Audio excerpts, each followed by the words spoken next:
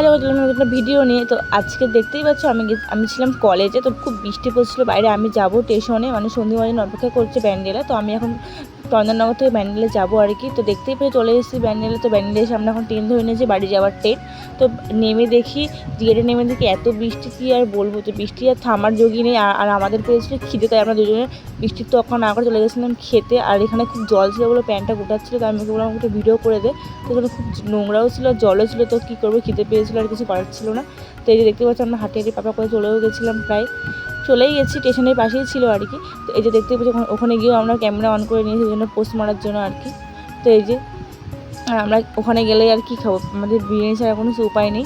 তারপর অনেকটা বিকেল হয়ে গেছিলো। তো এই যে তারপর একটু ঢং করছিলাম যে হাত রেখে। তো তারপর চলে আসলাম আমাদের বিরিয়ানি, যে আমার জন্য করেছিলাম চিকেন, আমার জন্য করেছিলাম মাটন বিরিয়ানি। তো আমরা এখন এটা খাবো।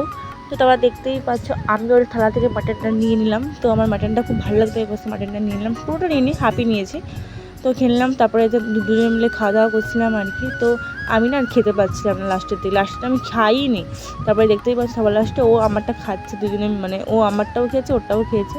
তো তারপরে আমি একটু খোটাখুটি করছিলাম। তো খাবো না, আমার খিদে ছিল না, তাও আমি গেছিলাম, ওর খিদে ছিল বলে তাই। এই তারপর দুজনে মিলে খাওয়া দাওয়া করছিলাম আর কি। তো ওখান থেকে বেরিয়ে দেখি বৃষ্টিও কমে গেছে প্রায়। তো এই যে আমরা এখন সাধারণ সাইকেল নিতে যাচ্ছি, আমরা এখন বাড়ির দিকে রওনা হব আর কি। তো বৃষ্টিটা কমেই গেছে প্রায়। তো আমরা প্রায় বাড়ির দিকে প্রায় চলেও এসেছি, দেখতেই পাচ্ছ।